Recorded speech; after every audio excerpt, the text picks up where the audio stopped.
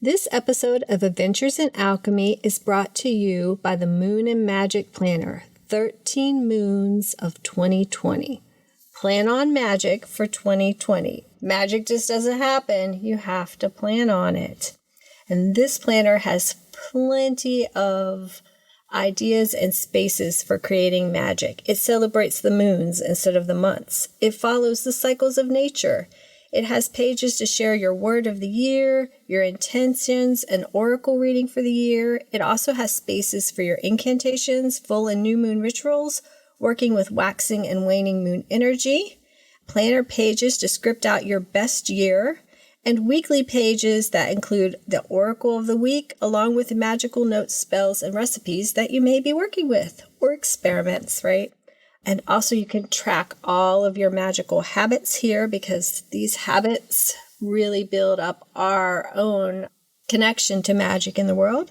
And it's just brimming with magical energy for you to have the most magical 2020 yet. How many times did I say magical? Too many.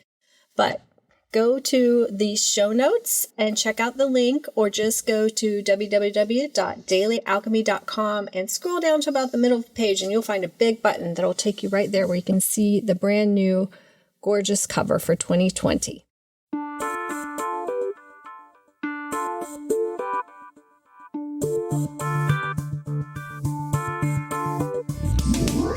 Hi, I'm Michelle Martin Dobbins, the creator of dailyalchemy.com and the Moon and Magic Planner. Welcome to another episode of Adventures in Alchemy, where we share tips, techniques, and true stories to support you in using magic, witchcraft, and alchemy to right wrongs, heal generational wounds, create synchronicity, and re-enchant your world. I charm this podcast episode to be of service, to allow divine ideas to come through, and to bring value to all who listen. Now, on with the show. Okay, so today we're going to talk about where's my magic? If you've been doing your daily practice and life is still as mundane can be, and you're like, wait a minute, why am I doing this? This isn't working for me. I'm going to give you some tips today, and I want to tell you right now, you're probably not going to like them. Maybe months from now, maybe years from now, if you hate what I'm saying right now, you'll probably get it. Okay. But some of you already know what I'm talking about. You're where I am or beyond me. But, these reminders are always good for us at times. So before I dive into a little bit deeper on why it's not working and where your magic is, and in the last episode, 186, we talked about a daily practice, a daily alchemy practice, a daily spiritual practice, and how to design one. And I said that's kind of like from one of the older podcasts about macrodosing and microdosing magic. That's like the microdosing thing. And then for macrodosing, I also did an episode called 3 or 4 episodes back called Why Your Spells Don't Work. So if you're doing some big ritual and it's not working, that's where you want to go to get some answers on that. But if you're just doing your daily practice and you don't feel like anything's happening, nothing magic is coming about, I have your answers. So my first question to you is exactly how long and how faithfully have you been doing your practice? The one that we just talked about last week. Do you have one designed, and are you doing it every day? It's kind of like you go to the gym for a week or a month and you're like, I'm not buff. Forget it. This doesn't work. I'm going to quit. That's not how it works, right? And that's the same thing with magic. That's why it's a practice. So if you quit, you're going to miss out on what the energy that was building up there. And I'm going to give you one of the they says, okay? So we don't know who they are. And a lot of times they say some stupid shit. I'm not going to lie. But this time I think they had, whoever they are, something, they had something going for them, something a little bit more correct. And that is when they say how you do one thing is how you do everything. Because I've kind of noticed that can be really true. And the wonderful thing about that is if you change how you do one thing, you'll often find yourself changing how you do more and more things naturally. or magically, as the case may be. So if you actually do this discipline of having a daily magic practice, it can spread out into other areas of your life. And it can also alchemize you in unexpected ways, which we're going to talk about. So let's just start with, sometimes when somebody is new to magic or the law of attraction, they'll have some like big manifestations pop out. Like they're like, I want a car. Oh, I want a car, crazy stuff. Or just, even little things, they just seem like really easy. They do a spell and it works right off. And then when you've been doing it for a while, you're like, hey, what happened? Who turned off the spigot?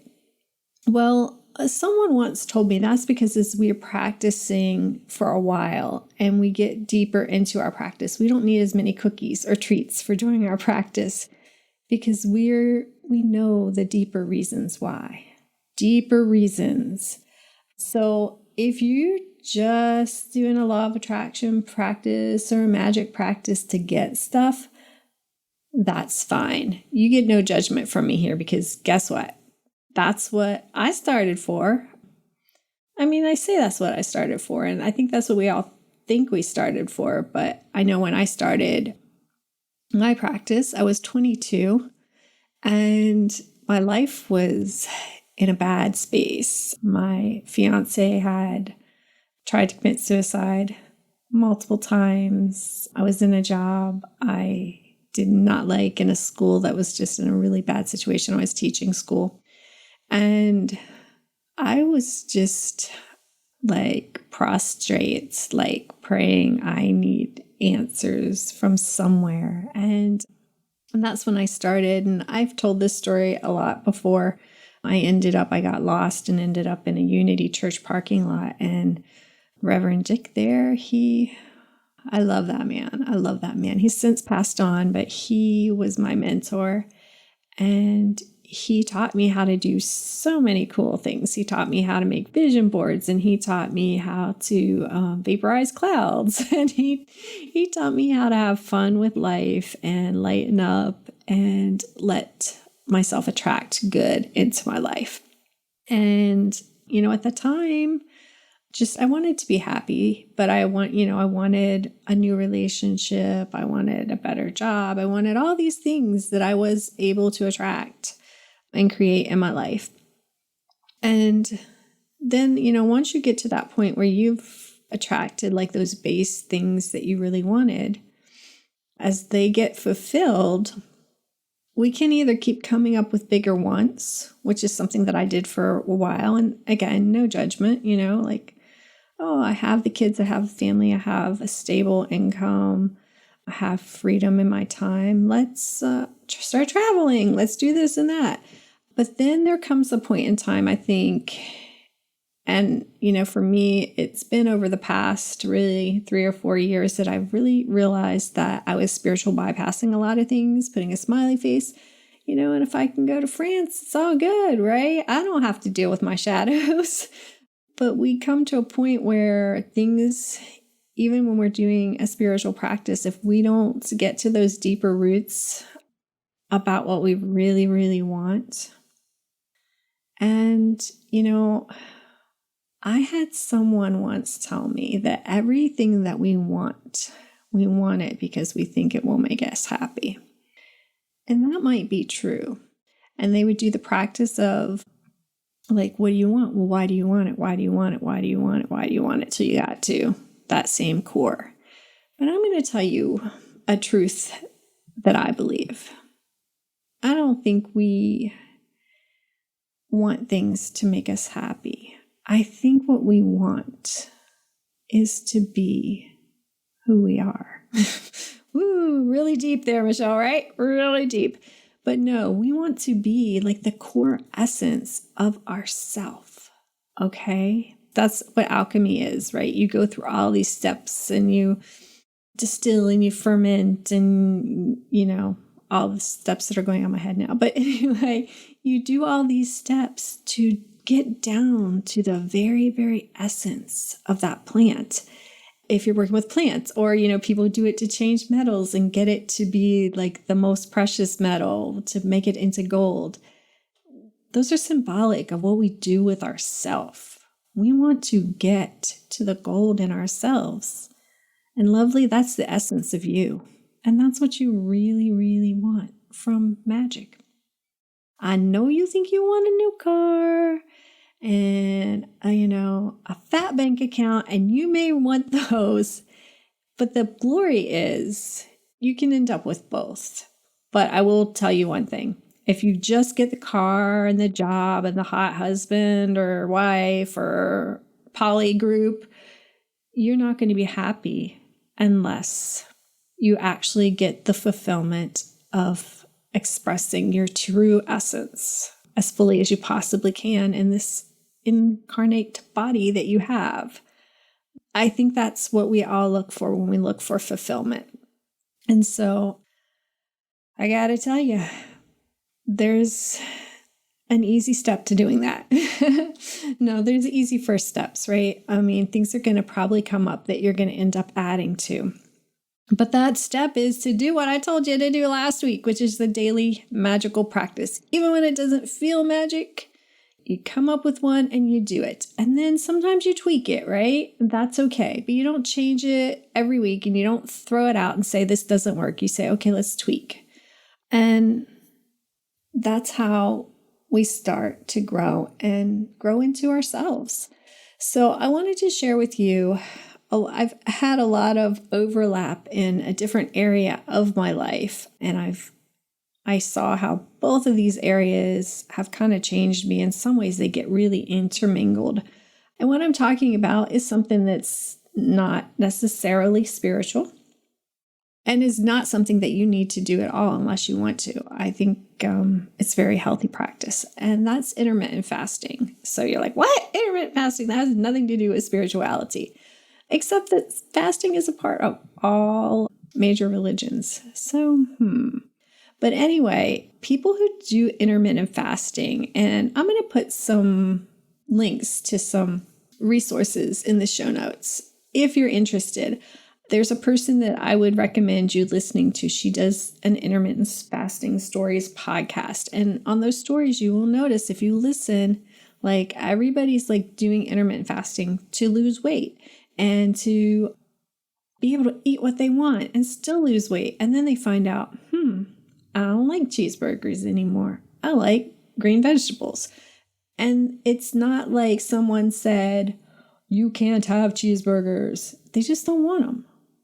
Their tastes change to healthier tastes. And I found that happening to me. Like, I've been doing intermittent fasting on and off for 4 years, I think. Like, I would start it and stop it. And at first I wasn't doing a clean fast, which was important. And then really now I'm in this kind of groove where I get kind of a fasting high when I'm fasting most of the day. And then when I start to eat, I'm like, oh, that's nice too. So it's something that I've fallen into a really love pattern. And for me, I had this 20, 30 pounds that I keep losing and gaining and losing and gaining. But for me, the main reason of doing intermittent fasting was I was having problems with my brain functioning and having really severe brain fog to where I would forget really important things like taxes and payroll for our other business, or when I had to take my kids somewhere. I never forgot to pick them up because that's my main thing. But I would forget their volleyball game or something like that and not take them to it. So it has really, really sharpened my mind to do this, but it changed my taste of what I like to eat. And then my daily spiritual practice has changed my desires. Things that I used to want, I don't necessarily want anymore. And these things changed over time, right? And it wasn't like I tried to. It was just the practice. It alchemizes you, right? It transforms you. And then you start doing things differently. And you didn't even have to try, right? Like with intermittent fasting, all I tried to do was not to eat for so many hours a day and eat during this this time of day. And then all of a sudden, I'm like, I don't want soda anymore. I don't want sweet tea anymore. I don't like it anymore. I'll just keep drinking my sparkling water. Yeah, San Pellegrino for the win. Or Topo Chico. God, that stuff is so good. My favorite sparkling water ever. Anyway, I didn't decide, I went into this not saying I'm going to quit drinking soda. I'm going to quit drinking wine. I'm going to quit eating candy bars. And it's interesting. I noticed the other day I went to the grocery store and there were so many sections that for many, many years, the gum and the mint section, because all those have aspartame and they're quite not good for anybody. Even if they have sugar in the gum, check it. Most all of them. I would buy Bazooka for my husband because it was the only gum that didn't have aspartame and sugar in it. So that whole stuff, I would just not even look at that. That's junk. All the magazines that I used to like, those are junk. And then for a long time, I knew that the candy bars there were junk as well. Not that I don't like some good high quality chocolate, but that stuff in the checkout counter is not it, okay? And no judgment if you like it, because I kept eating it for a long time, even after I knew it was junk. But then at a certain point of intermittent fasting, I just don't like it anymore. It doesn't taste good to me. And that's not to say I might not have some wild day where I'll decide to binge out on it. But for a long time now, it's just, it's not worth it. My kids love Chick-fil-A. And so usually once a week, I will take them there after school to get a sandwich or something. And even though it's it'll be time for me to eat and I could eat and it would be perfectly fine. And I am perfectly allowed to. I just don't want that. I will go home and eat avocado and cucumbers or dates and bananas and weird stuff. So weird stuff happens when you do a practice. So as I started doing intermittent fasting as a practice, it changed my taste with foods. As I do my daily alchemy practice, it's changed what I desire in my life on an even more global scale. So some of the things that have changed for me, and sometimes I get confused and I honestly don't know if it's the spiritual practice or the intermittent fasting, because it's almost part of my spiritual practice now. But that has changed some of these things. But I don't want so many things anymore. If I want something, I want quality. I don't want 10 chocolate bars. I want a couple squares of really nice dark chocolate. Or I don't want 20 outfits. I want one quality piece of clothing that was made without slave labor that makes me feel good to wear it and that I know is going to last for years. I see my shadow as a gift to integrate, and I actually taking the time to go through all of my negative traits and become more aware of them and how they serve me and how they harm me. I didn't understand the reason for offerings until I added that part to my spiritual practice. And I have had some type of spiritual practice. Actually, you know what? I don't even know. I'd say really, I was going to say I've had a spiritual practice since I was 22. But a lot of those practices back then were so law of attraction focused, so focused on just these are the pictures of the things I will get. These are the mantras of me talking about how I got them. And as I said, no judgment, nothing. I mean, we need things in this world. And I've definitely had times in my life where I needed things, and manifesting things that we need and we want is fine. So I'm not putting anyone down for being in that place, because I spent a lot of years in that place. And sometimes I still go to that place, But what really deepened was me starting to work at a deeper level, starting to do things that I didn't understand why I was doing. Like little Karate Kid, Mr. Miyagi, a teacher said, you need to do offerings every day for 3 months. And I was like, this is dumb. And I did it. And then I was like, oh, that's why. I might be doing offerings for ancestors or local spirits. But guess what? That process of offering changed me, transformed me. on a deeper level that's really hard to quantify, but you feel it. I've also, and some of these things probably are more to the intermittent fasting, but I've basically stopped alcohol. I don't like the way it makes me feel. Very little sugar. I still like things that are sweet, but I get a lot of things that are more naturally sweetened. I don't really like fast food anymore. And this one is so crazy. It's been a recent thing, and I almost went kicking and screaming onto this one. I'm pretty much like done with caffeine. I know, it's crazy, right? I just like kept getting messages, and like the universe will send you these messages. It's so fun, right? About like, oh, coffee might not be that good for you. Coffee might not be that good for you. Caffeine could be impacting you negatively. And so this is just a few weeks ago when I'm like practicing stuff a lot, and I've given up a lot. But one of like my daily food that I would intake while I'm fasting, because usually I fast from like 8 or 9 in the evening until 4 or 5 the next day. So I usually eat in like a 4 or 5 hour window. But during that window, outside of that window, I was drinking water, sparkling water, unsweetened tea, and unsweetened, black coffee. And I realized I was drinking a lot of coffee. And I realized that even though my brain fog had cleared up when I was trying to do tasks, I just was kind of like unable to focus. So I just noticed that. And I was like, what's that about? Or am I drinking too much coffee? Is that a problem? And then things started coming up into my feed on social media, or just somebody would send me something. And I saw this study where they took spiders and they gave them different drugs. They gave them like marijuana, or like THC, I guess, and LSD.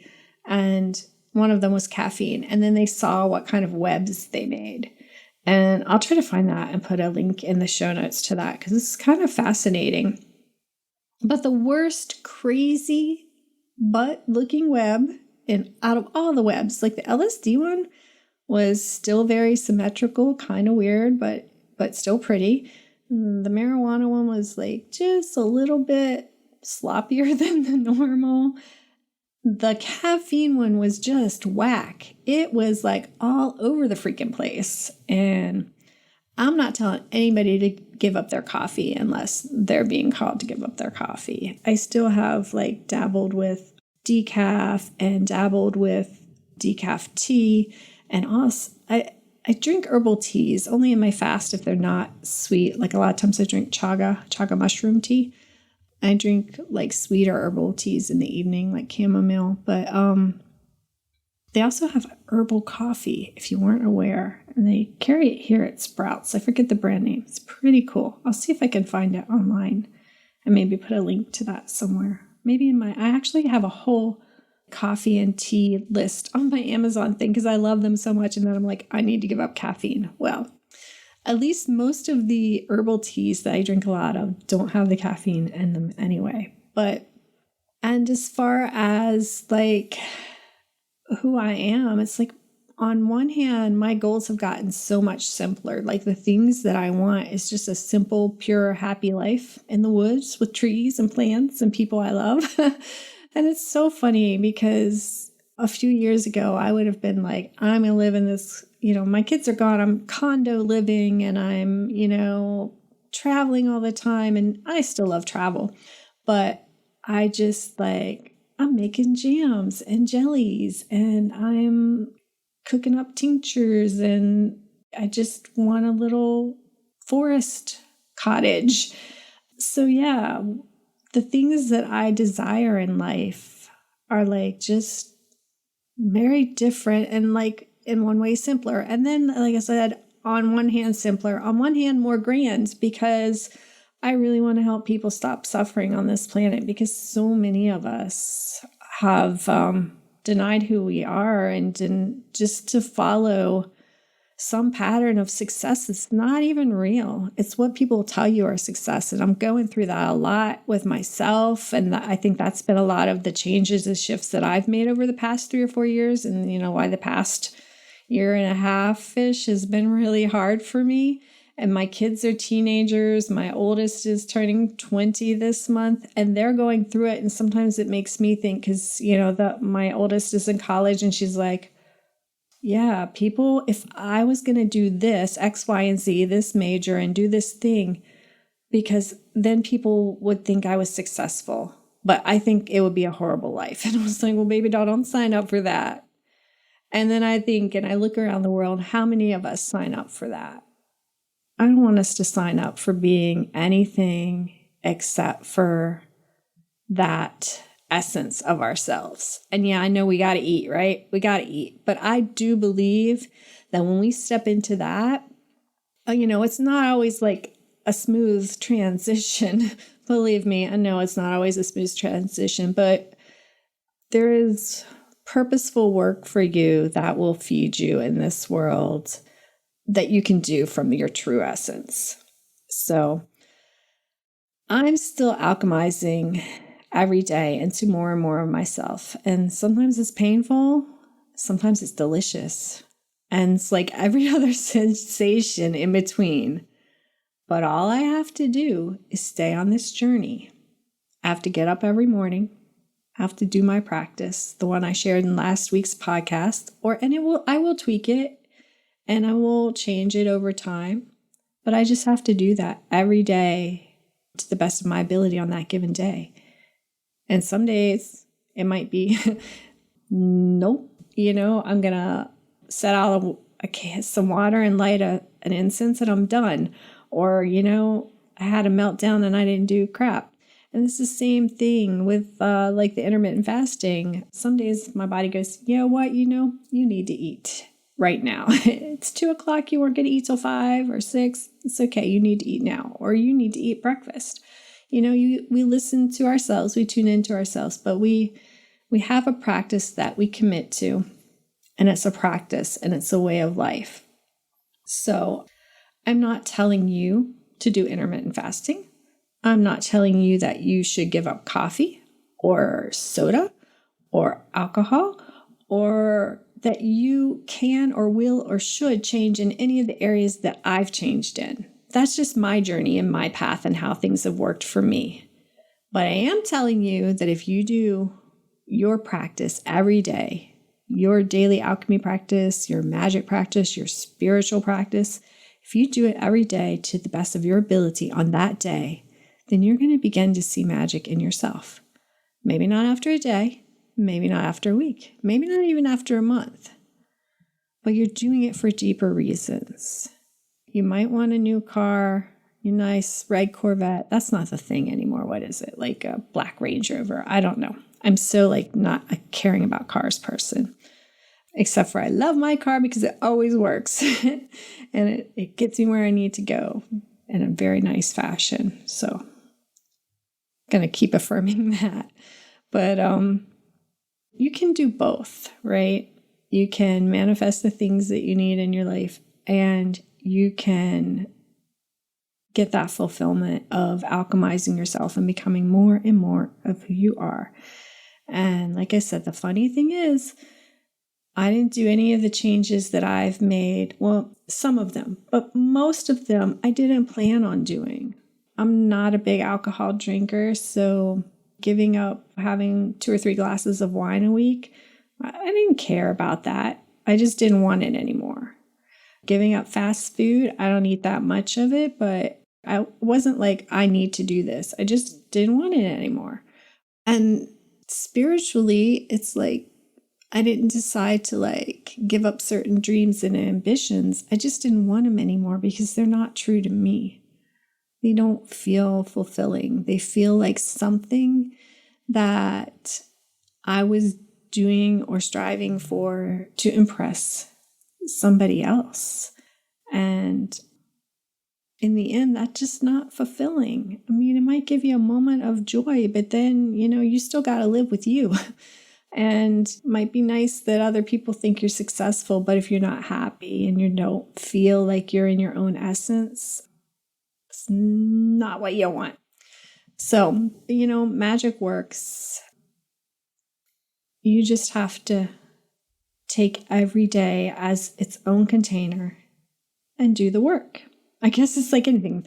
Magic works if you work it, right? You have to do it. So if you do need help or push in the right direction, there's a link in the show notes, or there will be.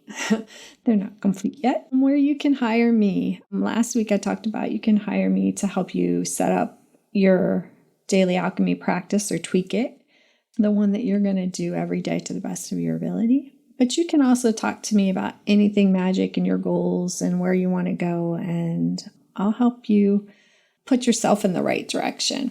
So I think that's about it for my rants and raves. I hope it hasn't been too much of a Debbie Downer to say, I'm like your piano teacher. Practice those chords. It's been a while since I've taken lessons, but you know what I mean. Yeah, you have to do that. Unfortunately, magic does not give us an out to not do the work. We still have to do the work. And it seems kind of ironic in a way, because we look at magic as a little wand we wave and we get what we want. But when we do that, a lot of times we get more than what we're bargained for. But in the end, it's just to ultimately lead us back on that path of true fulfillment, being our authentic self. So until next time, let's be change-making descendants, future exalted ancestors, and live magically in the now. And I'm going to add a quick PS. If you would like to share your story of how magic has changed you, or the cool things you've manifested, or like what your daily practice is and how it works for you, hit me up at my email. I'll put it in the show notes, and you can come on this podcast and share your story, because I think stories are just what links us together. And so I would love to start doing that and sharing those stories with each other. And as I said last time, if you do want to be anonymous and not share your name or use a fake name, you can do that. But also want to put it out there that if you do want to share who you are and you have a business and you want to shout out your business, I'm glad to have you do that too. All right, big hugs until next time.